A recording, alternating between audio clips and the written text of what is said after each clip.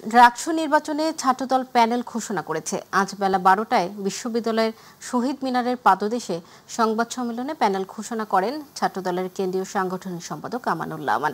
VP পদে রাবি ছাত্রদলের সহ সভাপতি এবং নুরুদ্দিন আবির, জিএস পদে দপ্তর সম্পাদক নাফিউল জীবন এবং এজিএস পদে যুগ্ম সাধারণ সম্পাদক জাহিন এশাকে মনোনয়ন দিয়ে প্রার্থিতা ঘোষণা করা হয়েছে।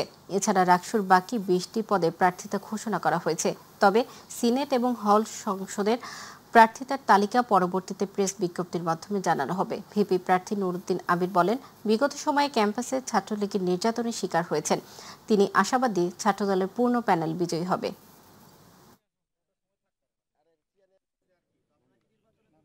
রাজশাহী বিশ্ববিদ্যালয় শাখা এবং হল কমিটিতে রয়েছে, তাদের কাছ থেকে প্রত্যক্ষ ভোট নেওয়া হয়েছে এবং রাজশাহী বিশ্ববিদ্যালয় ছাত্রদল এবং হল সংসদ থেকে যারা রাকসুতে ভোটার হয়েছেন তাদের কাছ থেকে প্রত্যক্ষ ভোট নেওয়া হয়েছে।